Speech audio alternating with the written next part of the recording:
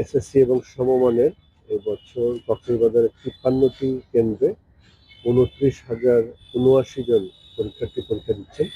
ইতিমধ্যে আমরা মাধ্যমিক উচ্চশিক্ষা বিভাগ, তারপর আমাদের শিক্ষা বোর্ড, বিভাগীয় কমিশনার চট্টগ্রাম মহোদয়ের নির্দেশনা এবং সরকারের অন্যান্য যে সকল নির্দেশনা এবং আইন কানুনের ভিত্তিতে নির্দেশনা নীতিমালার ভিত্তিতে আমরা সকল প্রস্তুতি সম্পন্ন করেছি। জেলা পর্যায়ে আমরা প্রস্তুতিমূলক সভা করেছি বেশ আগে, এবং সম্প্রতি আমরা সকল উপজেলা নির্বাহী অফিসার, কেন্দ্র সচিব সকলের সাথে বারংবার বিভিন্ন বিষয় নিয়ে এবং চ্যালেঞ্জ সমূহ নিয়ে আলোচনা করেছি এবং সেগুলো সমাধান করেছি। আজকে খুব সাবলীলভাবে পরীক্ষা শুরু হয়েছে। আমরা আশা করছি কক্সবাজারে আমাদের যারা স্নেহাস্পদ শিক্ষার্থীবৃন্দ আছেন তারা যথাযথভাবে তাদের এসএসসি পরীক্ষা যে তাদের যে মেধা এবং যোগ্যতার ভিত্তিতে তারা পরীক্ষাটি অংশগ্রহণ করতে পারবে।